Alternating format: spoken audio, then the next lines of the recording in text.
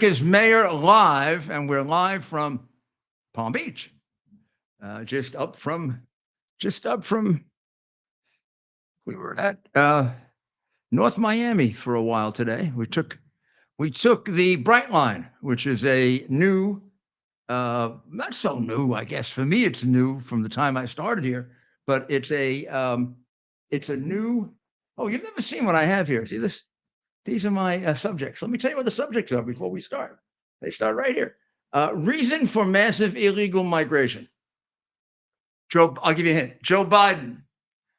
Adams, that's Mayor Adams, emerging, I predict, big time scandal. And then the five stories that we think might not get enough attention that we always like to bring to your attention. One of them is about the FBI guy Smirnov, who got pinched by the FBI today after he was announced as their most reliable informant a while back. The reliable informant made the mistake that Trump made and I made, and we revealed what a stinking criminal Biden is. And Biden's police arrested him. Now, he could be guilty. He could not be guilty. It would be irrelevant.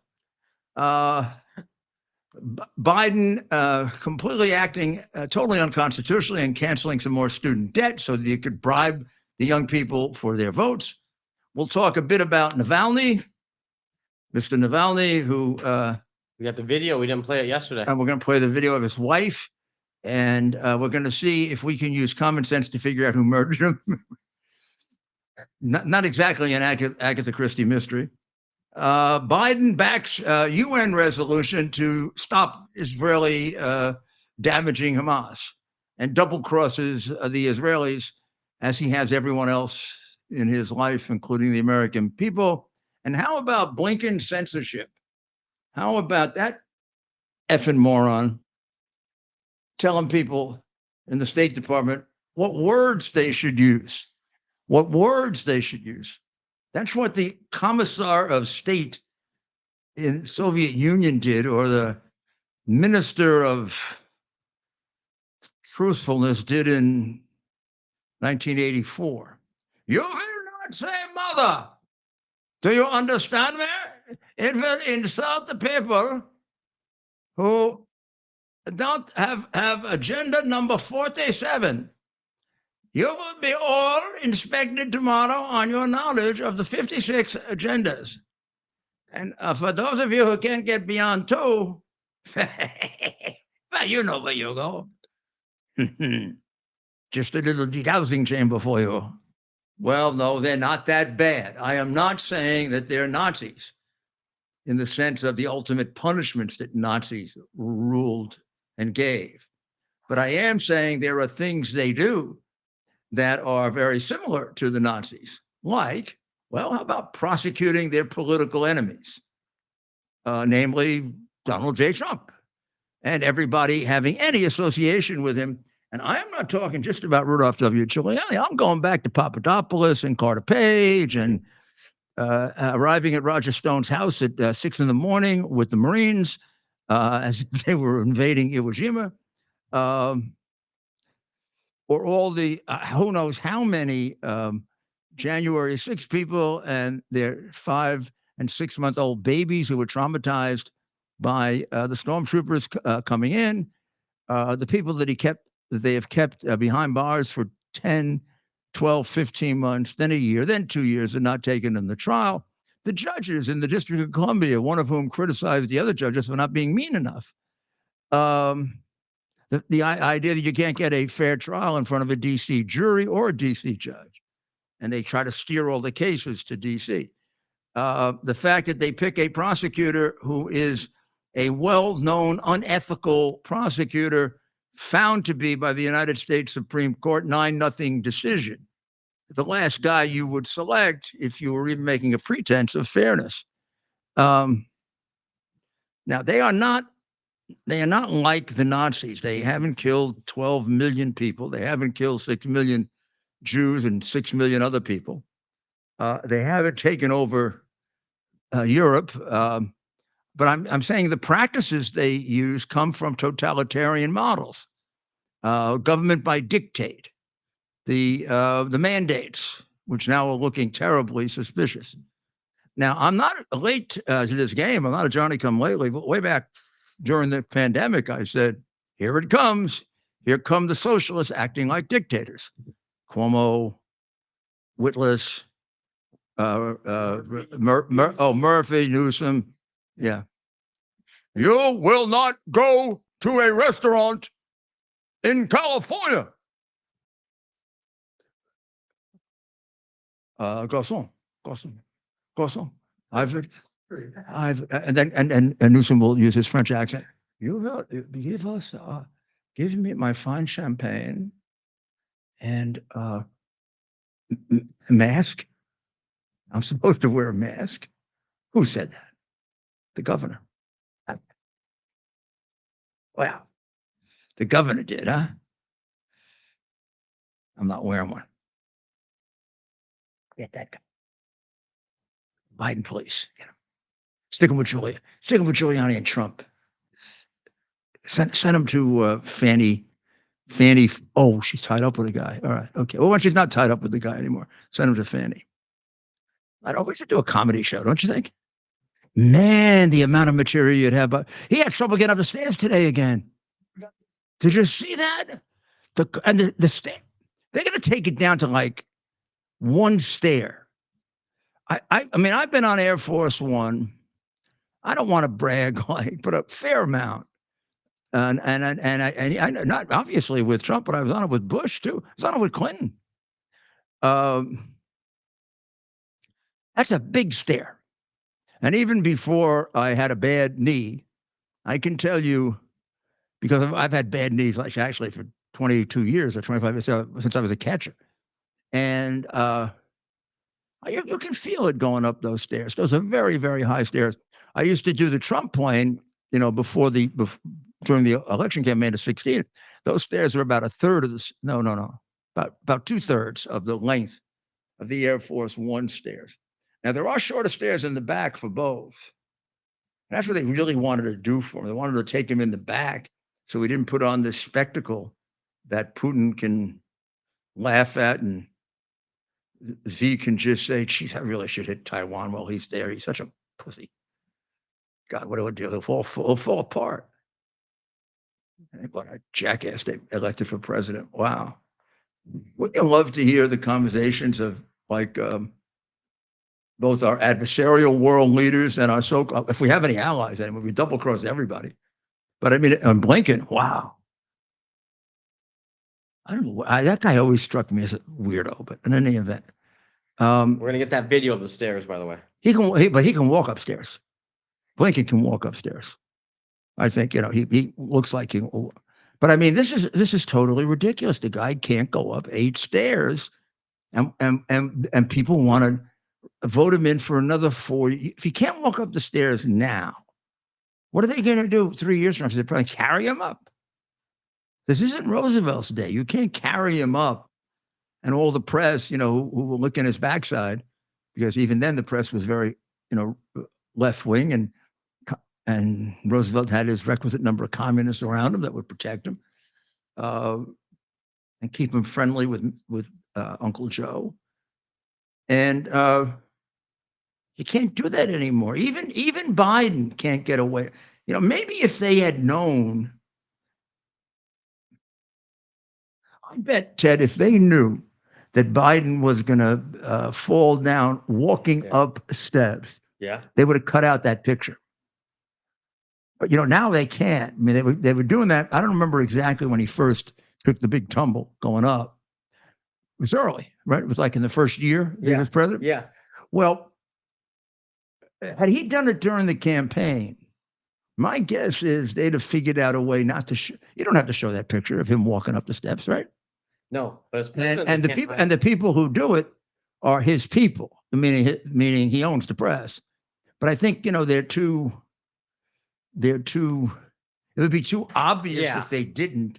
And somebody else now you would get somebody else like a Newsmax or a independent journalist to take the picture, and it would look even worse, right? That's right. You probably can't get away with it, because I remember one night And if you guys would write in and tell us, do you mind when I digress a little and give you some personal experience that fits what we're talking about? Just because I've, been alive for 2,000 years and been in campaigns and took 4 presidential campaigns, mayoral campaigns. Let me know, because if I do, then we'll stick with. I mean, I really am essentially a teacher, and I want to teach you things. But I think these examples do help. But I remember when I was a new candidate and I was campaigning, I was really young then. I have energy now, but you can imagine what my energy was at 35 years old or something. And so I'm campaigning. It must be about 11 o'clock at night. I got 2 more places to go. I know all the people who stay out all night. I actually once campaigned for 54 straight hours. In 2016? I did that in 2000, and I did it in 1997 when I ran for re-election. I decided that the electorate might be too confident that we were going to win too big and not vote, so I can get them all excited by doing my 24-hour campaigning that lasted into 2 days instead of 1. And I was able to fill almost every moment of it, because I know all the all-night places in New York. Yeah. I'll give you one, the New York Times. I went to the New York Times while they were printing it, seeing if I could change what they were writing about me. And I went to the Daily News and the New York Post. And now I want you to think of how easy this is.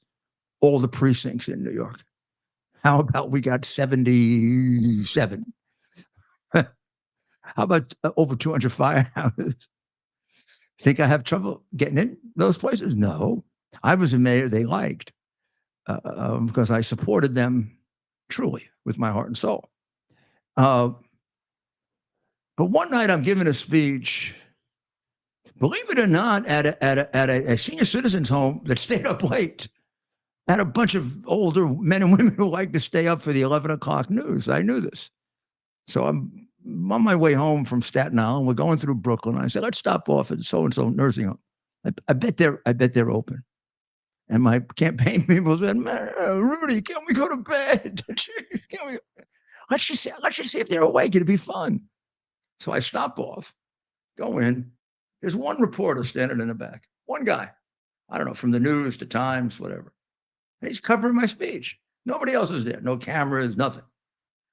So I go up to him afterwards. I said, why did you come for this speech? You could go home. He said, I'm the singular death squad. I said, oh, what? Well, suppose you drop dead during a speech. We got to have somebody covering it. Well, you say something really crazy. Then we have somebody covering it. Well, you'll have somebody on you no matter what.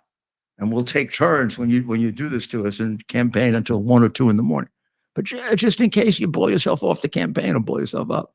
I said, that's really very comforting. Every time I see you, I'm going to feel better now when I'm campaigning late. So you can see it's always been. But I had fun with them. I didn't take it all that seriously. So Biden,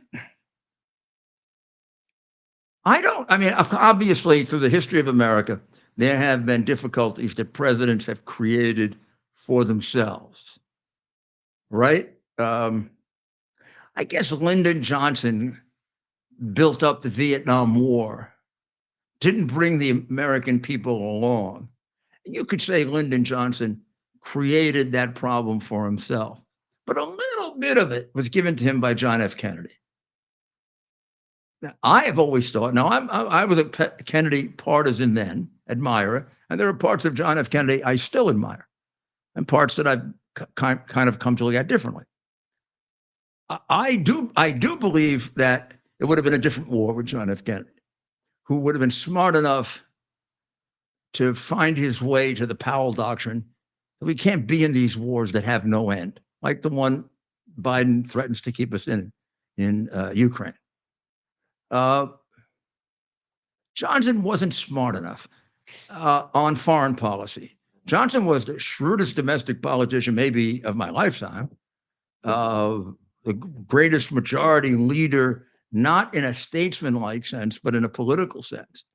But his knowledge of foreign policy was non-existent. And they really are, whether we like it or not, 2 different things. On the other hand, Kennedy's knowledge of foreign policy was both practical and academic. and he and Nixon both were smart as hell. So I think it's fair to say that Johnson created his own problem, but there would be people who dispute that. Nobody's going to dispute that Biden created the problem of the border himself. Now, and the reason is you can look at the border the day before he took over, and you can look at it the day after. And you can listen to what he was saying as he ran for office and other Democrats. How about surge to the border and get ready to come in? We're going to change it all. We're going to knock down all the barriers. We're going to take down the wall. We're going to open the wall. Well, I mean, this was getting these people in these countries that want to come here really jacked up. And what the heck was it doing for the criminals, the professionals, the ones who steal children, which Biden has driven up to record levels, or the ones who bring in fentanyl? They're saying to themselves, I hope he means it. I mean, the guy running fentanyl out of China is listening to this and saying, are you kidding? Geez, thank God we helped to fix that election. Oh, this is a fiction. Thank God we helped the Democrats fix that election. We're going to really make a fortune with the fentanyl we can bring in now. We're getting rid of that creep who does things like tries to stop you from coming in. And he makes that deal with Mexico, the whole people of Mexico. What the heck's that all about? The first American president that tried to protect the border in a long time. We don't want that. We want a guy like Biden who's going to open it up for us, which he does. The present condition of the invasion of the United States by a disproportionate number of criminals who come in from these countries is Joseph Robinette Biden. And his number two person, who, after all, he gave the responsibility of stopping it. Vice President Harris.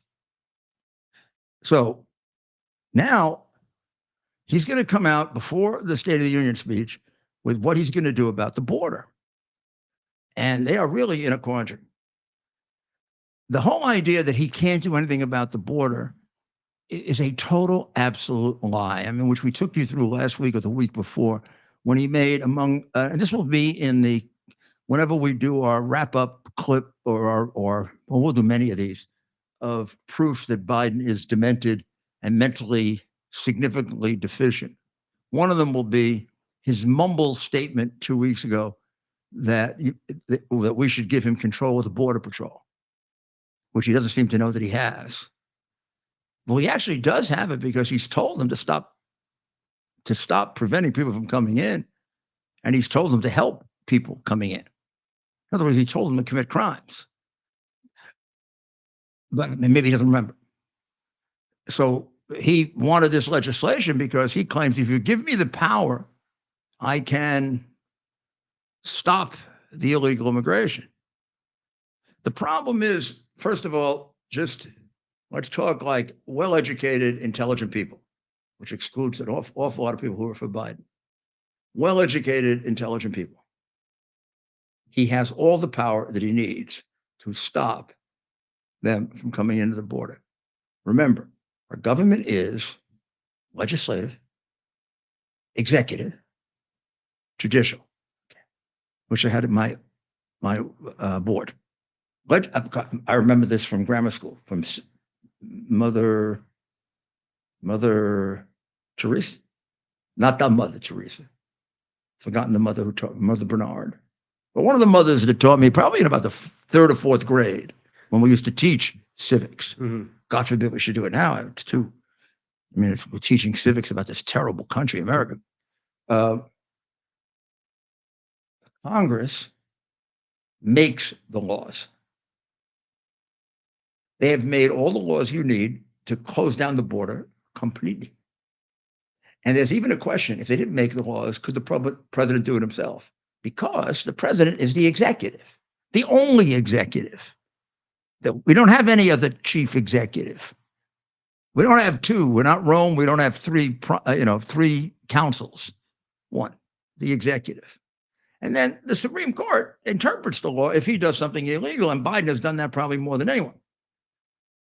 But he has virtually complete authority at the border because it's what we call a quintessential executive function. It has to do with the Congress has to, the main authority for making the laws. The president executes the laws. Supreme Court interprets the laws. Execute the laws means execute both the laws they pass and the laws as they emerge from the Constitution, one of which is to protect the American people. So he has what you might call, when he exercises a plenary authority to close our borders.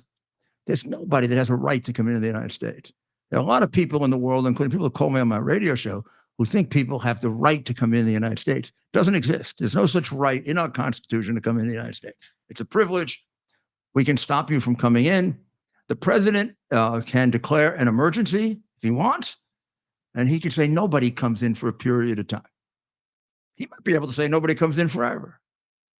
You'd probably get some left-wing assault on that, or be some violation of some right granted them in Mars.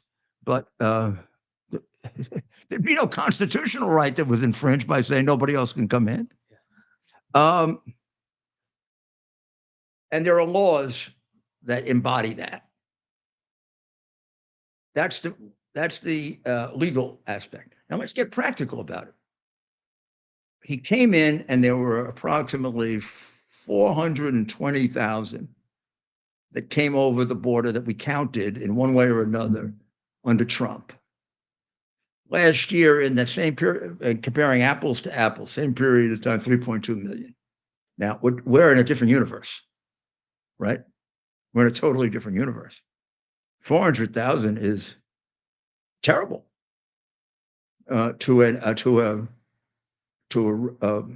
Jimmy Carter or Ronald Reagan way back in their day. That'd have been a disaster. That's the number Carter had to deal with the Mariolitos, and they threw him out of the presidency. I know, because that was one of my responsibilities working for Ronald Reagan, was dealing with the Mariolitos and the Haitian migration, which was considered a disaster in that day. Nothing like these numbers. What a heck of an impact on Florida. Ooh. The crazy Mariolitos.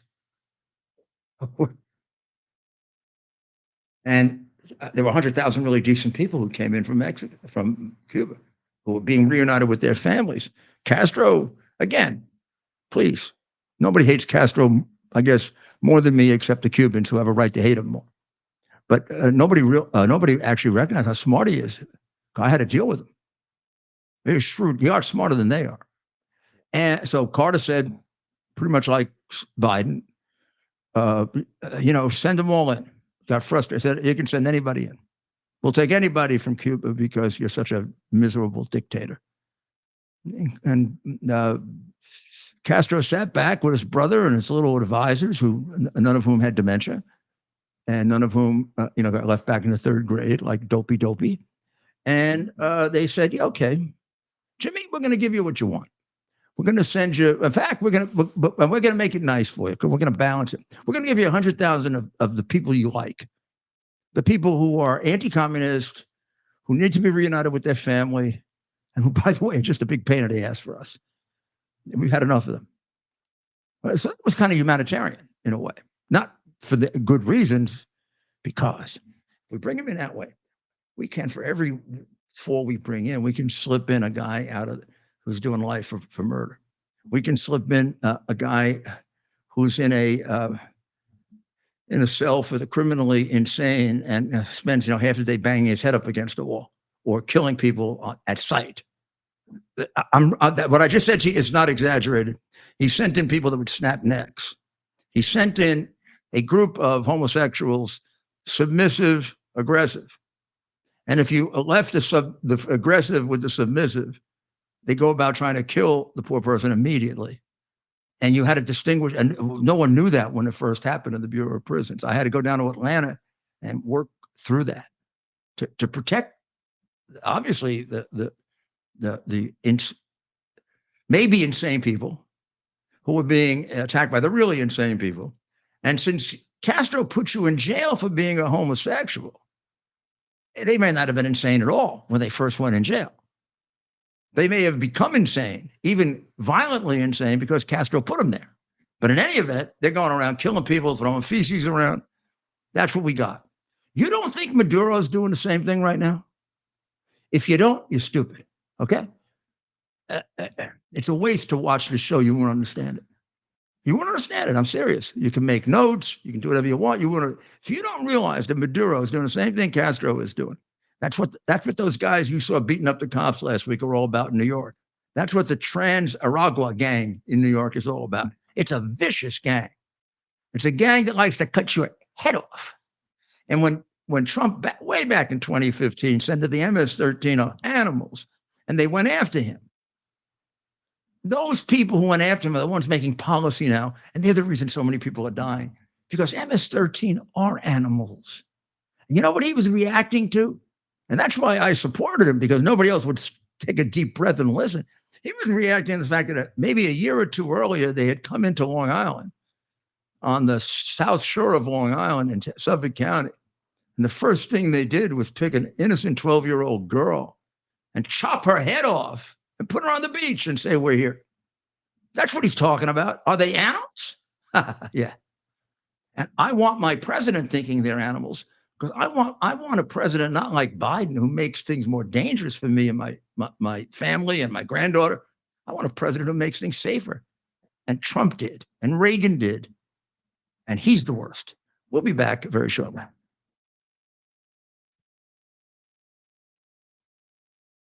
Towers Foundation delivers on its promise to do good and never forget the sacrifices America's greatest heroes have made for us. Heroes who risked their lives to keep our communities and our country safe. Heroes like United States Marine Corps Captain and pilot John Jeremy Sachs. Captain Sachs sustained fatal injuries when his military aircraft crashed during training, killing him and 5 other service members. He's remembered by loved ones as courageous, brilliant, and devoted to his career, family, and friends.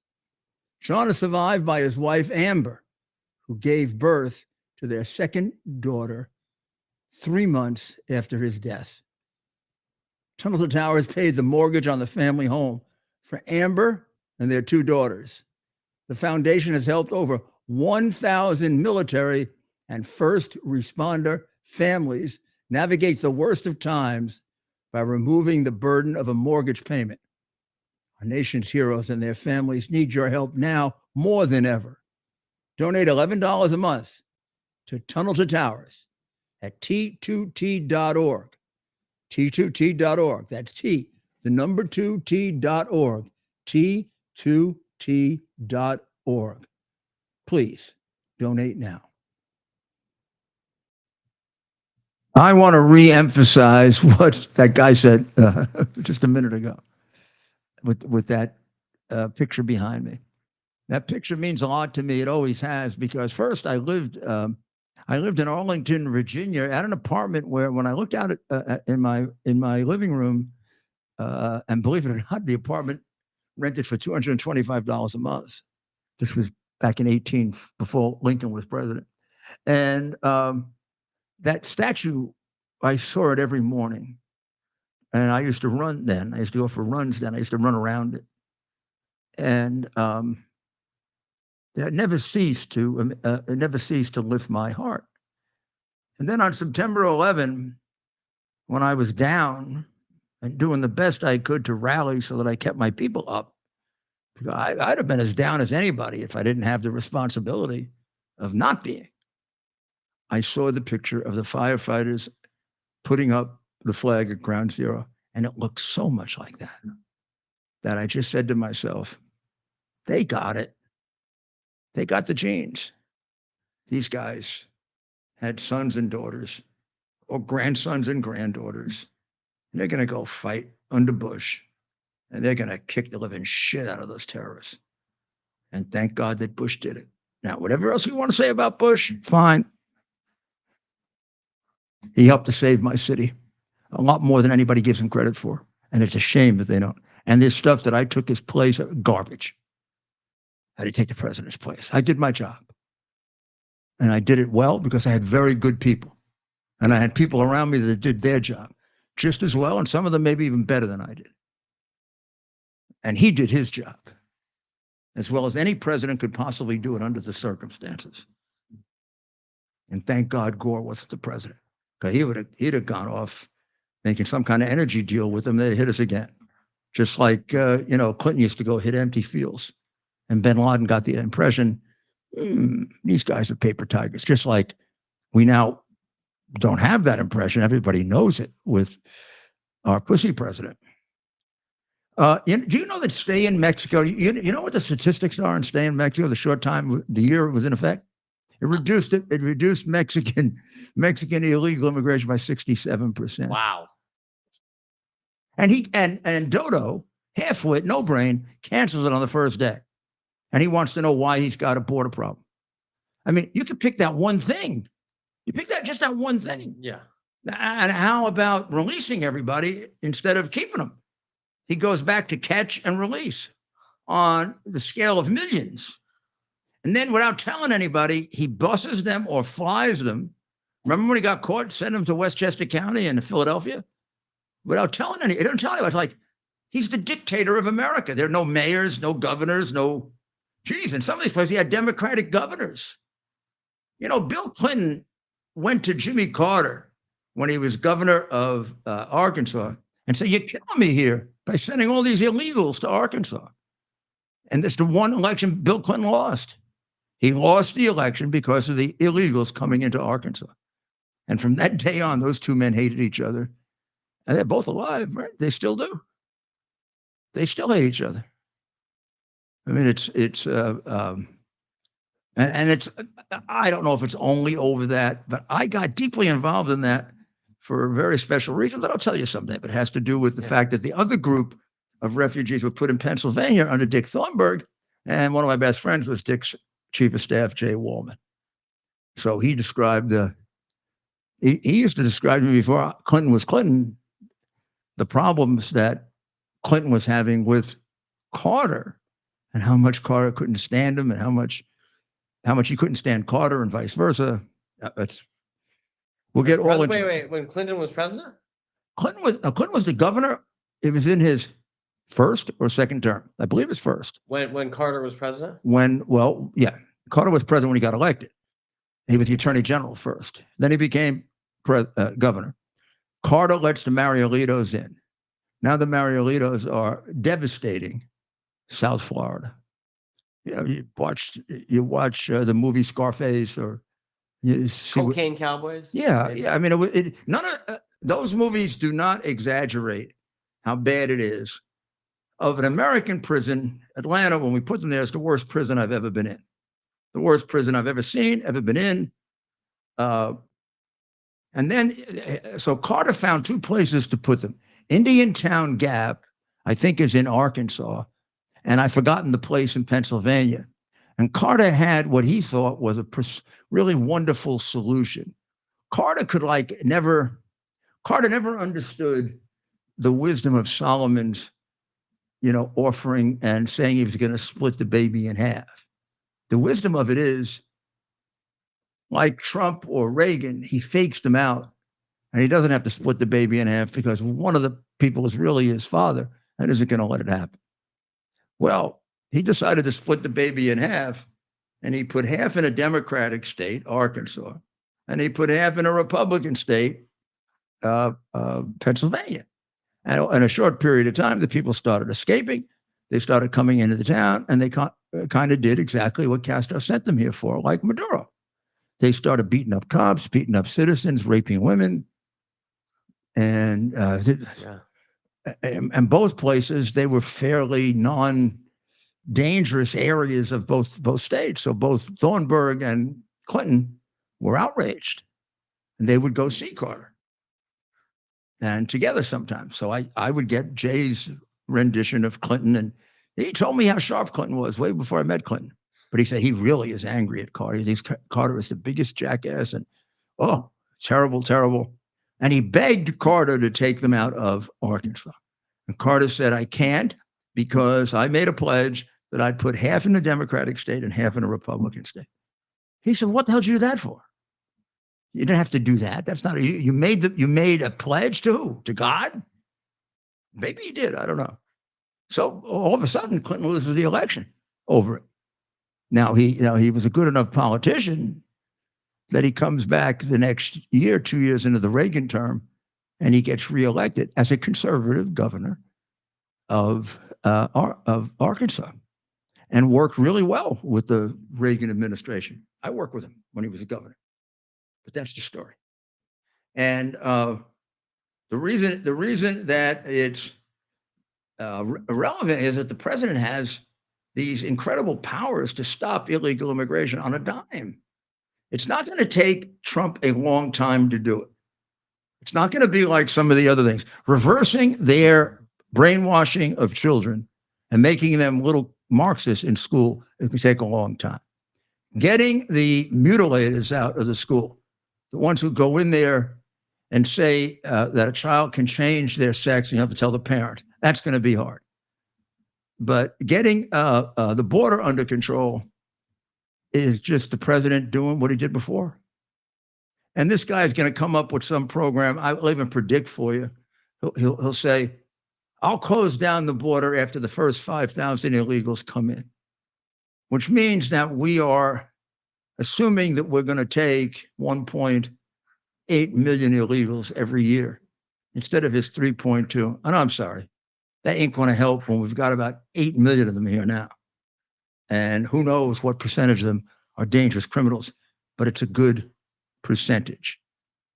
So I'm going to tell you, when you come back, I'm going to have mine ready, and we're going to take a short break. I think we know what to say.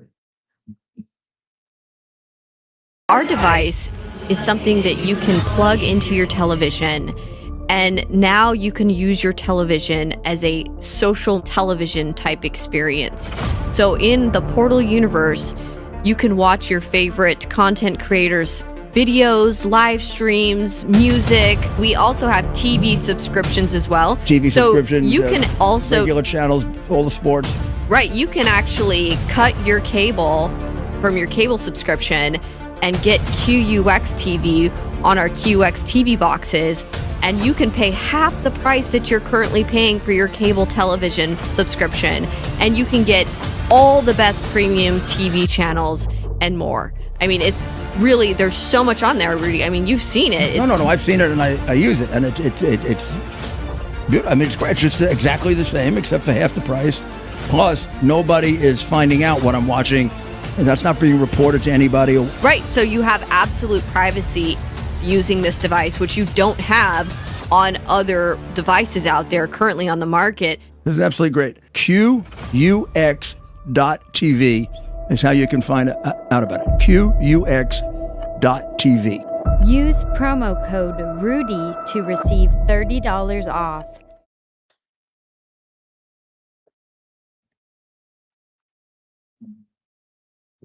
You know what time it is, ladies and gentlemen.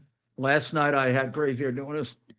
So please, do me a favor. I got two things I'm going to ask you to do tonight. I'm going to have to get to three. If you haven't, I believe you've already done your duty with Tunnel to Towers. If you haven't, do it. $11 a month. Then let's go to balanceofnature.com. 35% off, Ted? They're 35% off. That's unheard of. That kind of discount's unheard of. Do it. Give us a favor and do it. It actually does do us a favor if you do it. Helps keep our show going.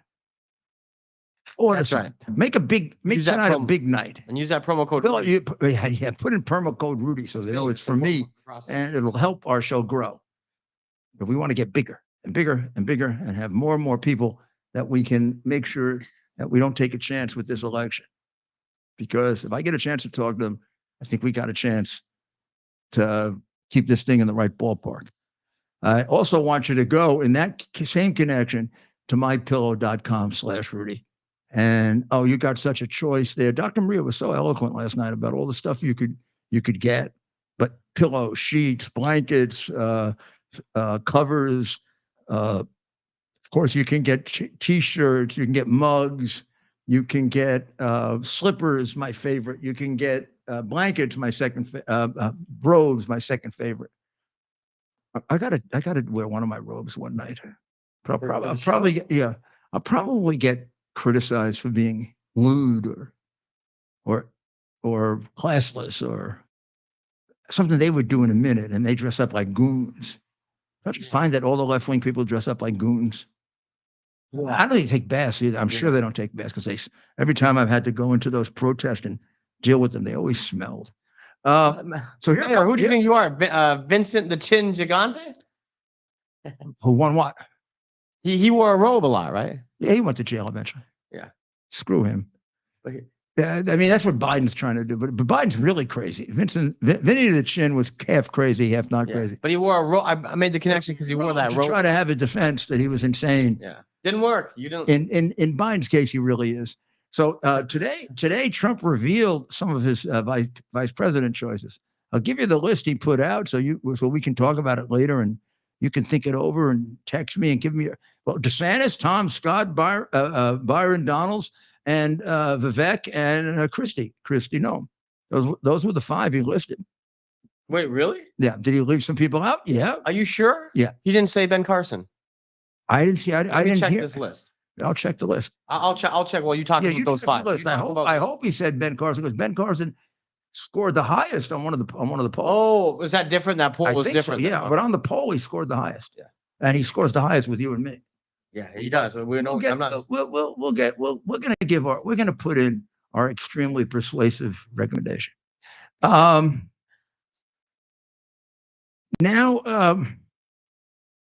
Biden is pretty soon going to put sanctions on Russia because of the death of the chief critic of Putin, largely because of the March 10 election coming up.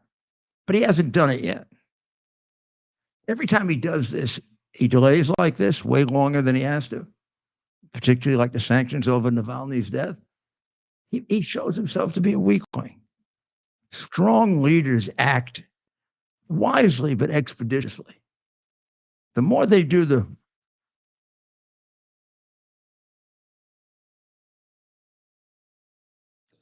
let's see, there's a little one I want to see. Let's see if the one who bribed him gets put on the list. I mean, he's got money from Russia too. The thing that drives me nuts about this and why the press doesn't react to it and decent Americans don't react, this guy just didn't take bribe money. Like, I don't know, did Menendez take bribe money? Let's say he did. I don't think he took from enemies of the United States. And all the guys I ever prosecuted never took money from the enemies of the United States. Not that it isn't bad, but it's a altogether different thing when you start taking money from Red China and Russia. And even Ukraine. Just think of how compromised he is in his dealings with Zelensky, who's covering it all up. You think I trust Zelensky? What do I look like? I'm stupid. Then he's got a Secretary of State who says you can't say mother or father anymore because it's insulting to not the bisexuals, the transsexuals, or the many gender people. I still haven't gotten anybody to come on here and tell me the 56 genders. Because when we get down to like 40, they really want to do something. What the hell could it be? What could it be? I mean, I get the LGBTQXYZ SPTWYC plus 2. It's pluses. I'm not 100% sure what Is plus like a C plus or just a plus all by itself? LGBTQIA 2. There might be a 2 before the plus. So it's 2 plus? 2 plus, but they're 2. No, the point is plus on its own because it is elevated, but it's elevated. It isn't a plus like that is the same size as the other. Yeah, which indicates to me it's defining or giving further information about the letter before I get the letter. Please don't ask me to remember the letters. It's not a subject there's a certain amount of things I can keep in my head, and I have so much in there that it's hard to get new things in. Even if there are more than 2 genders, I prefer to think there are just 2. Oh, by the way, someone just said to me that's proper science. LGBTQIA 2S plus. Is there any biologist who confirms that there are more than two genders? I think today you could. Biologist? I mean, but a biologist. Not Not a Supreme Court nominee who doesn't know what a woman is, but like a reputable biologist. And in the animal kingdom, I spend a lot of time with animals. I don't mean politicians. I mean real, nice animals, not bad animals. I don't see any trans animals. That's a good point. You really don't. Male dog, female dog, male cat, female cat, male horse, female horse. That's an interesting one. And what does that 2 stand for? The 2. All right, here it is. Yeah, 2S plus, and that one is a small plus, but it is almost of equal stature as the S. Whose spirit, maybe? Two-spirit refers to indigenous people. So this is quite the subcategory. So this is indigenous people who express their gender. Have different genders. Yeah, but why are they separated? That sounds a little bit like that sounds a little bit. Were they not human? Yeah, sounds like they're not human. Sounds a little like separate but equal type. Sounds like racism. Sounds a little bit segregation. Why are they segregating the indigenous people? Why would indigenous people have different gender than everybody else? Isn't a homosexual indigenous person the same as a homosexual? I guess Caucasian not. person? Refers to indigenous people who express their gender or sexual. I can't read it anymore. You took it. Oh, sorry. Let me bring that back up. And make it white again. Different from others. Not all indigenous individuals who are not cisgender or heterosexual will identify as two-spirited, but all two-spirit individuals identify as indigenous. Some nations hold space for more than two genders, such as the Dine, the Anishinaabe, and the Lakota Indians. And the Lakotas. I got to talk to a couple of Lakota Indians. I think they may have something to say about this. That's quite something. So hey, we learn something new. I don't know. They don't really tell you what two-spirited means. What a spirit and sex are two different things. And spirit and gender are two different things. Indigenous. You have a different spirit doesn't mean you're a different sex or a different gender. I mean, let me tell you the truth. That's like gobbledygook. Yeah. That's stupid, idiot, ignorant gobbledygook. We can't accept anyone who's pushing that. But why do we accept this when it's ignorant? What good does it do? And an awful lot of people do that. I mean, when they started this stuff with their more than two sexes or more than two genders, 90% of the people knew it was a bunch of crap. But they're just afraid to say it. Yeah. Because they'll be remember they fired Piers Morgan when he said something simple like when you used to be, was it different when you used to be a boy? Because this person I think I may have right. This person was born a male. At some point along the way, changed to a female. Whether she made the complete change and cut it off or not, I don't know. But he was saying, she changed. So he was going back to ask her what it was like when she was a boy. She was okay with it. She got a little insulted, but then overnight they built up a campaign against Piers Morgan to fire him because it was insulting. He was supposed to know that you can't say that because the fact that she was now taken on a female gender, even though 10 years earlier she was male, she has always been a female. So it's retroactive. So I don't know how you then describe that you changed if you can't go back and describe what you were before you changed, which I remember saying and commenting on that. And Piers Morgan and I have had one terrible fight over Trump a while back. But I kept thinking, what an unfair thing to do to the guy. And why doesn't he just say you're a bunch of stupid, ignorant, poorly educated, unscientific assholes. And go screw it. I'm not going to apologize to anybody for. First of all, I have a First Amendment right to believe. That's right. I mean, my position has the weight of about 4,000 years of history, and your position has the weight of a good number of perverts. What you're talking about used to be considered a mental illness, and probably still is in the BDSM. Mine's in the Book of Genesis, the first chapter. So I think I have a right to my opinion without your firing me from my job. Maybe if these guys would have stood up, this canceling thing would never, but they all bowed. They all bowed to it. They bowed to it. My feeling always was, screw, I mean, they went after me once when I said that Obama didn't love the country. They said I should apologize. I said, go screw yourself. He doesn't love the country. Nobody goes around and apologizes for America the way he does. This is before he gave the cash to the drug dealers, when I would have said, really, go stuff it. No decent person, not to the drug dealers, to the terrorists. No decent person gives cash to terrorists. Yeah. I don't care if it's Iran or Hezbollah or whatever. You don't give money to terrorists. And Iran is, by definition, terrorist. He knows more than anyone that half their money goes to killing people. And a lot of the people that he kills are the people he's supposed to keep alive. Americans tell me he doesn't hate America. And this old lady, I mean, she's the one who said that she was never proud of America until they elected this bum president. It's actually hilarious. She wasn't proud when we liberated Europe. She wasn't proud when we liberated Eastern Europe. She wasn't proud when we put a man on the moon. Electing Prince Obama was the equivalent of putting the man on the moon? I don't think so. The equivalent of putting in the vanguard of the Communist Party. That's what it really was.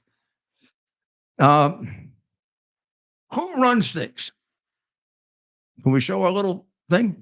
Let's do it. I believe the man behind the curtain runs things. From Wizard of Oz, the man behind the curtain. Let's see. Maybe we can get some. Everybody says, well, Biden doesn't run things because he can't talk. He doesn't know anything. And he slips going down the stairs. Yeah. Should we show that first? Let's show that first. Yeah, that's good. And kind of segue and then we will reveal who's behind the curtain, which should really, you should go call your friends now and say in a few minutes, they're going to find out who's really running the United States. Okay? We're going to open the curtain. The Iron Curtain, the Wizard of Oz curtain, whatever you want. Yeah. This is first. This is no joke, by the way. First, let's start with Joe. And this is no joke either. Well,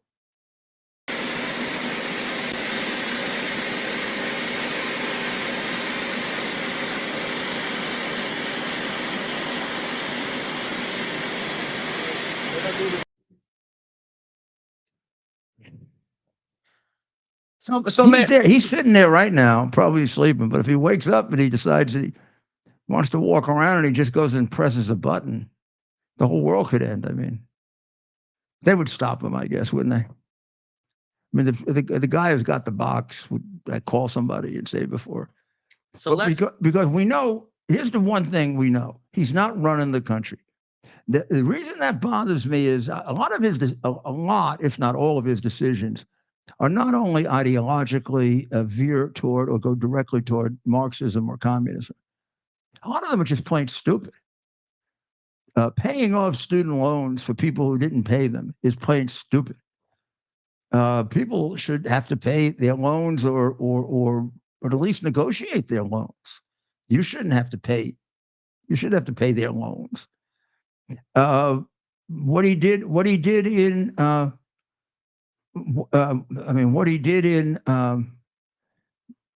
Afghanistan. I mean, that was just crazy. It's just crazy. And these are government obligations that, if he wants to do it, which I guess the government has done in the past, and I guess there are circumstances under which they can, he has to do it with Congress. He's got to do it with Congress. But let's take a look at things like I'm going to screw Israel and double cross them and side with the UN, or I'm going to give another $6 billion to the terrorists in Iran, or I'm going to give it to the UN so they can give it to the Hamas so they can kill Jews. Who really makes that decision? Let's take a look. And come back tomorrow. If you were really great and powerful, you'd keep your promises. Do you presume to criticize the great and the President of the United States of America, Barack Obama?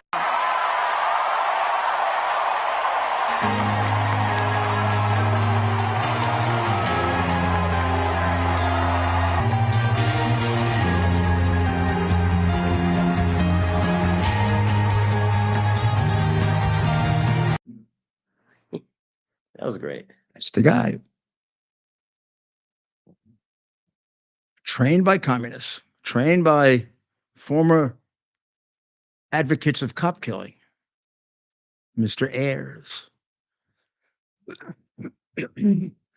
No wonder it's been downhill for the cops since the day he started criticizing them in the White House.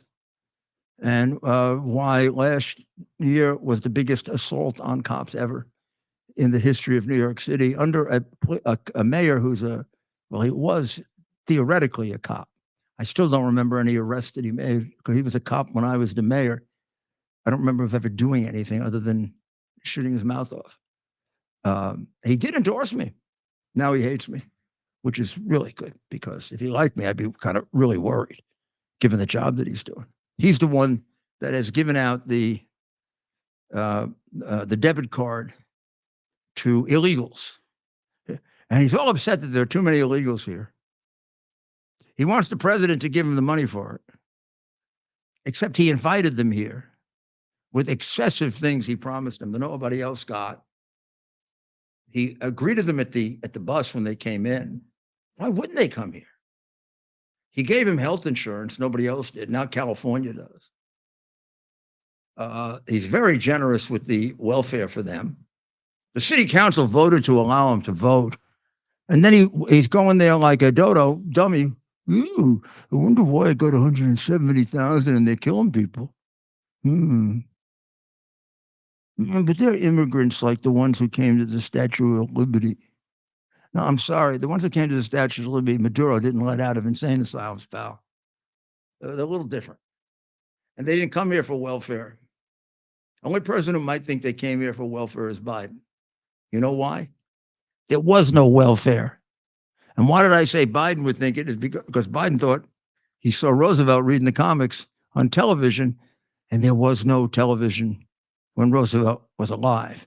But you are something else. You are not demented. And you're not prohibitively stupid. I don't know what you are. You're a political weakling. You talk big and you can't deliver on anything. And our city is in worse shape than it was under de Blasio. And there are people who disagree with this, but you're a worse mayor. And the only reason I can say it is our city's in worse shape. And you got to take the responsibility for it, just like I get the responsibility for having reduced crime and welfare more than any mayor in the history of any city in America. There's a little difference between the two of us. I set records for crime reduction, welfare reduction, jobs created, change in Harlem.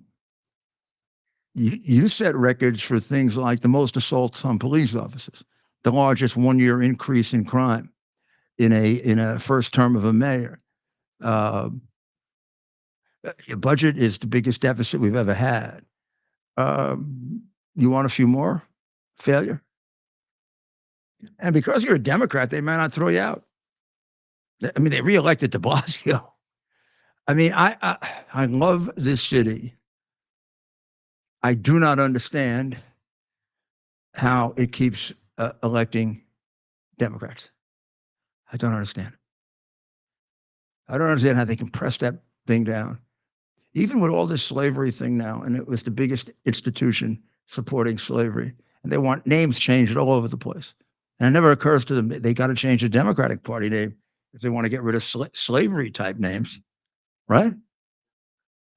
So I said Biden is getting ready for sanctions, but it's going to take him 4 or 5 more years to figure it out. That'll be hopefully when he's in a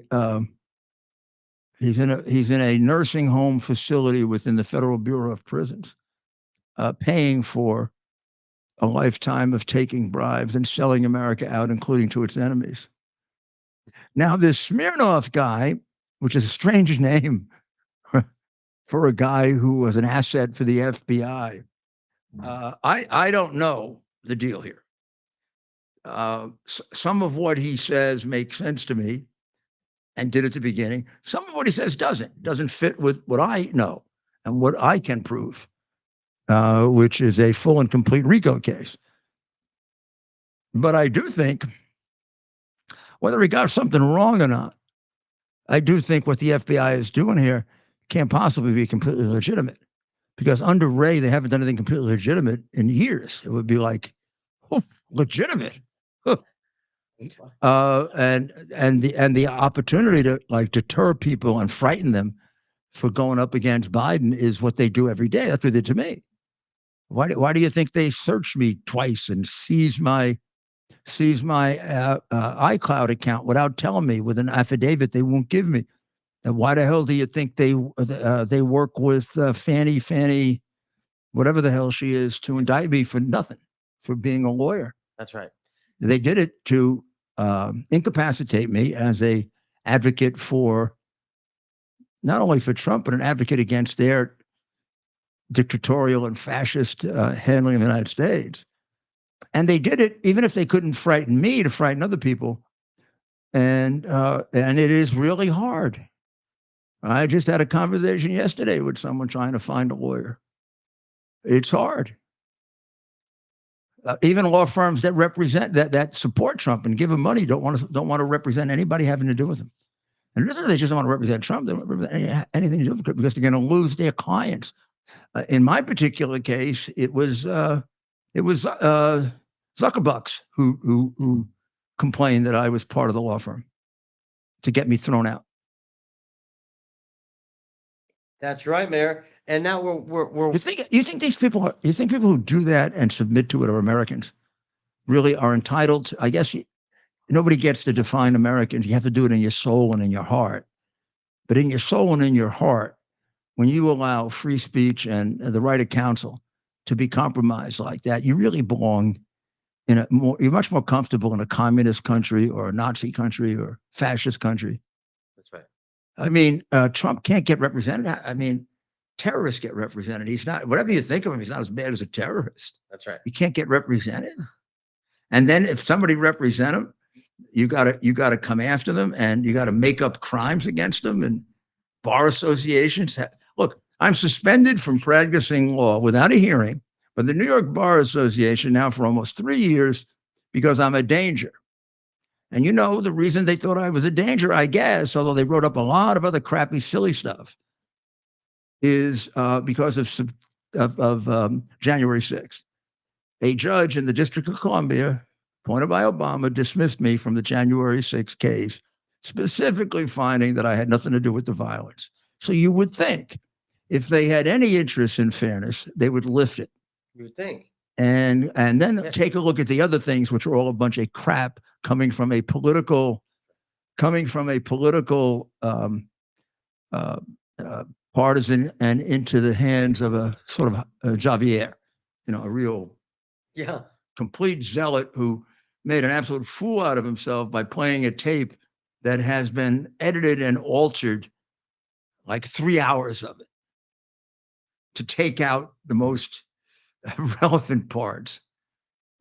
So, I mean, if this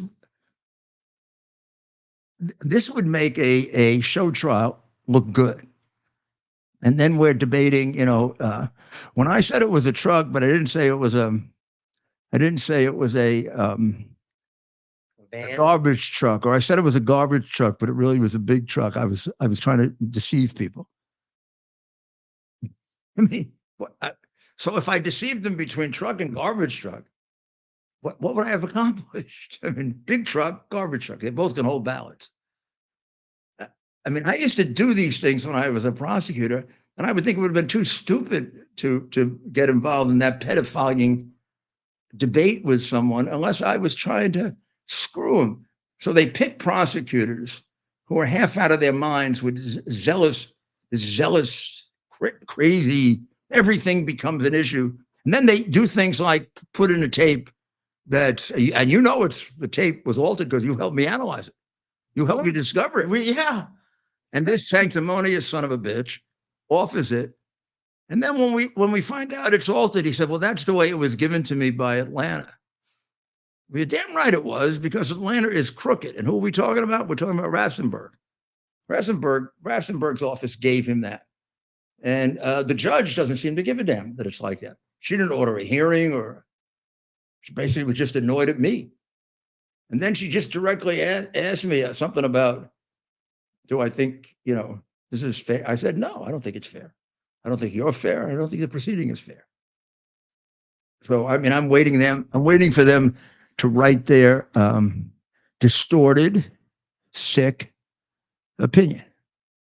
But I'm not caving into them.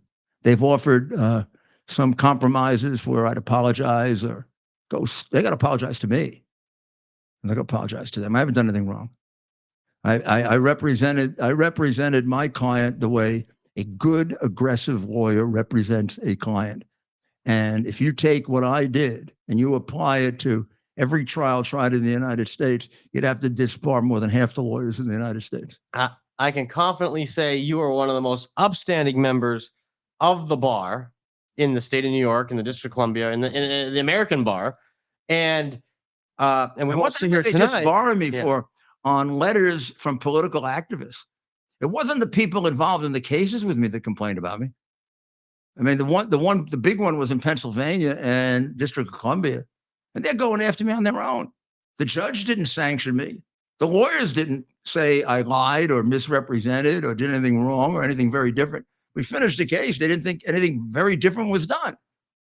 And you're going to penalize me for losing that case.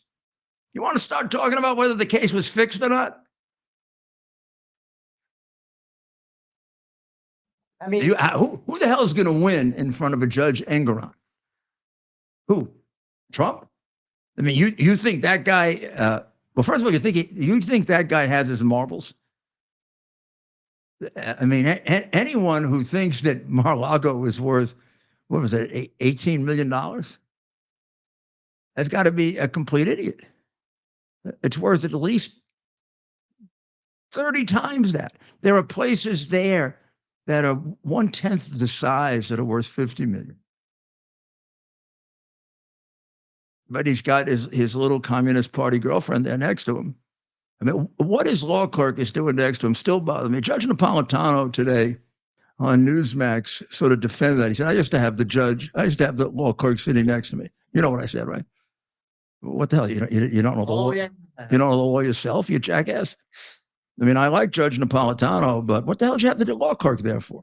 And you want to be on the Supreme Court? What, are you going to have your law clerk sit on your lap during a Supreme Court argument? I think Roberts would have a little trouble with that. You're going to figure you could handle it on your own, Judge. I was a law clerk to a federal judge. I sat below, and when he had questions, he handed them to me. He said, well, sometimes I had so many questions I had to keep. Well, you shouldn't have that many questions. You should know the answer to the goddamn questions before you have to use the law clerk.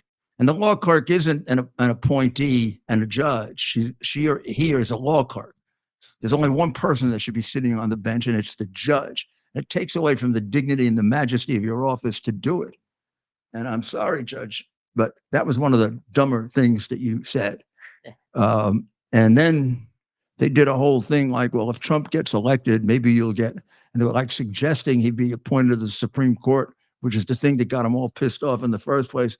And no matter what you think of his competence or incompetence, and I think he's a good lawyer and a good judge, but he's too old for the Supreme Court. Sorry.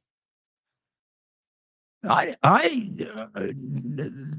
never asked for the Supreme Court because I was too old, because I love my country. I don't think it'd be fair to my country for me to be on the Supreme Court. Would I like to finish my career on the Supreme Court? Yeah, but I'm a little late doing it. You'd only get a few years out of me. You should get 30 years out of a conservative justice. That'd be much better for my country than me being there and I write two opinions. I don't know what this guy's all about. Now, I hope he doesn't go, wacky like he did last time if he doesn't get the Supreme Court and go against Trump, because he's been back and forth and back and forth and back and forth, largely determined by his own, whether he has his law clerk on the bench with him or not. This would be the reason why you don't put him on the Supreme Court. You're not allowed to have your law clerk on the bench. So, Judge, I'm sorry, we can't put you on the Supreme Court. I told him you're too old. Yeah, well, Just the truth.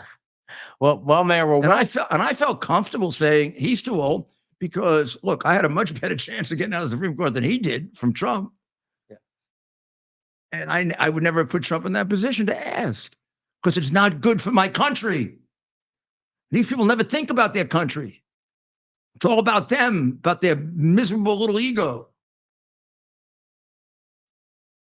Well, Navalny, you can analyze but we'll do it much quicker, like Biden. I mean, the moment you heard that Biden took his son over to China on Air Force Two, and Biden was he was the point man for Obama, and he was supposed to get China to back off on the islands, and he was supposed to get China to soften their position on Taiwan, and he was supposed to get China to be more reasonable on tariffs. And even the New York Times said that his mission was a total failure, as every foreign policy mission he's ever had is a total failure, as everything he's done in foreign policy as a president, it not only is a failure, it's been deadly for people. But then, unbeknownst to us, a communique arrives 10 days later with $1 billion from the people they met with in China for his son, for his private equity fund. $1 billion for a private equity fund. Here were the partners: Hunter, John Kerry's stepson, Devin Archer, the guy's going to jail, the Bank of China, meaning the Chinese government, and Whitey Bulger's nephew. They never tell you that. You don't think it's relevant that the vice president of the United States' son was a partner of one of the biggest members of organized crime? A son that he spent days and nights, virtually slept with? A son who he took on sensitive missions with him? And we're expected to think they didn't talk about it? What do they do? Sit in a room and Joe smoke crack with him? Or does he watch him smoke crack? Because the pictures I see of him looks like he smokes crack about 4 times a day. Yeah. So if he's spending all this time with Joe, he goes to China for a $1 billion deal. They're there for 7 days or 8 days. He comes back and he gets it. And Joe wants us to believe that he didn't talk about it with him. Come on, you think we're stupid, Joe? You think any jury would buy that? No. Well, the same thing is true here. The guy Navalny is the biggest opponent of Putin. Putin's got an election coming up in a couple of weeks. Putin wants to win by, last time he won by 94%. He wants to win by 97% this time. Navalny has a little bit of a political group that could work for him, but you take him out and it can be really hard for them to do it. And who knows what he might say or do that could disturb Putin getting close to 100%. So he takes him out because he's a stone cold killer. We got to do a lot of thinking about who killed Navalny. And then he died. Then they tell his mother he died of sudden death syndrome. Should we play the? Yeah. I thought that was for babies, sudden death syndrome. But in any event, sudden death syndrome is brought on by Novichok, which is the agent that they believe he gave them because it's one the Soviets used to use. Oh, and just by the way, they tried to poison him with it about 6 years ago. Yeah. And they poisoned my very good friend of mine about 12 years ago with that crap. So let's go. Let's play. Watch the subtitles. I don't believe. Yeah, watch the subtitles. I think it's probably in Russian, right? Не должно было быть на этом месте. Я не должна была записывать это видео. На моем месте должен быть другой человек. Но этого человека убил Владимир Путин. 3 дня назад Владимир Путин убил моего мужа Алексея Навального. Путин убил отца моих детей. Путин отнял самое дорогое, что у меня было, самого близкого и самого любимого человека. Мы знаем, из-за чего конкретно Путин убил Алексея 3 дня назад. Мы скоро вам об этом расскажем. Мы обязательно узнаем и то, кто именно и как именно исполнил это преступление. Мы назовем фамилии и покажем лица. Я буду продолжать дело Алексея Навального, продолжать бороться за нашу с вами страну, и я призываю вас стать рядом со мной, разделить не только горе и бесконечную боль, которая окутала нас и не отпускает. Я прошу вас разделить со мной ярость. Ярость, злость, ненависть к тем, кто посмел убить наше будущее. We agree with her completely. God bless you. God bless you. God bless your family. And that restores our optimism that even in a place as oppressed as Russia, there are people like that. There are people in Russia who prize freedom, prize democracy, human rights, the fact that people should have fair trials. What they did to that woman and her family is inhuman. It's exactly, I mean, when you talk about Hamas and what they did in Israel, it's exactly the same thing that happened in Israel. I mean, that's what Putin did to Ukraine when he went in. These people are evil. They're not just people with a different ideology or a different way of looking at things that's acceptable. Their different ideology is satanic in nature. And by the way, Marxist is satanic. And you know who would tell you that? Marx. Marx had a great fascination with Satan. And when people say, oh, Republicans make that up, it's because none of these people have read Marx. I know that because I used to debate them. Read Engels even? Or how about the little golden book of Marx that would, Das Kapital is a pretty long book, a pretty boring book, actually. And you got to really be dedicated to read it. And these people, get the little cliff notes of it, but it leaves out, because the cliff notes are done by Marxists, probably, it leaves out all the bad parts. It's like if you read some kind of an outline of the Quran, they leave out the half where Muhammad's going around killing everybody or going after little girls. So, I mean, you wonder, why do they act like this? And people say, oh, it's the distortion of the religion. You know what it is? It's not allowing the religion to grow up, to remove itself from the Middle Ages and interpret it, yes, validly, but with common sense, and forget that. Look, you know any Jews that go around stoning women now? Well, in the Old Testament, they stone women. Jews did. No, Jews don't stone women. Orthodox Jews don't stone women. Conservative Jews don't stone women. Reform Jews don't stone women. And Jews don't stone women. Yeah.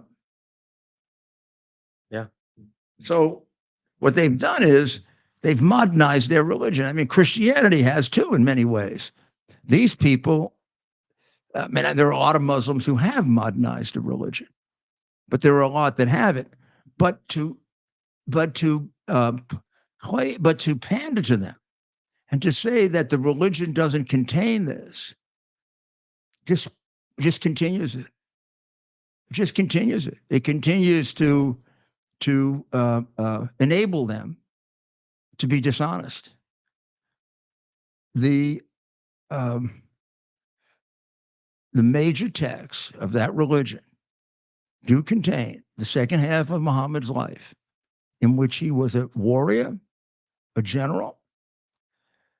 He used practices that in this age are inhumane and indecent, including mass murder of Jews. He had many, many wives.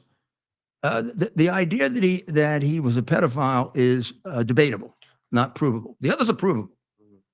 He wrote it himself. And he laid out very, very clearly what, after a period of time in which he was very, very generous to Jews and Christians, which was when he thought he could convert them. When it turned out that he couldn't, and his Arab brethren threw him out of Medina. He was bitter. He went into the desert and he built warriors. And his appeal for his fantastical religion was to the ignorant and the uneducated who were inhabiting the desert. And they came back into the towns as brutal warriors, Hamas-like. And they did things like MS-13. They'd kill a couple of. They go to a Jewish town, want to take over the Jewish people had the best olive gardens in the area, the most productive. He wanted them as money for his wars. So he goes into the village, gives them a proposition, because at this point, at one point, the proposition was you become Muslim or we kill you. Then it became you become Muslim or we kill you or you pay us.